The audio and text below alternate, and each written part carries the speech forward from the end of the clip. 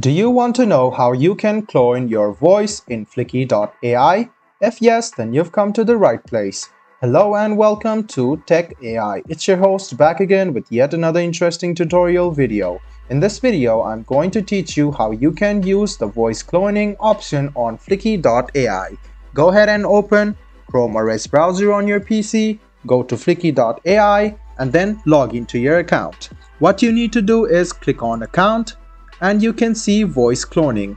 Click on voice cloning and you can see that with Fliki's voice cloning, record 2 minutes of your voice, then generate any number of voiceovers in your own voice with just text. So if you click on clone voice, you can see it tells you upgrade to premium plan to access voice cloning feature. So make sure you have upgraded to your premium plan and then click clone voice. This way you can record your voice for 2 minutes and the Fliki AI software will take over your voice and you can use your voice to create other videos with just a text. So all you need to do is open Fliki AI, go to account, go to your profile and you can see voice cloning. Click on voice cloning, then click clone voice. This way you can clone your voice using Fliki AI easily.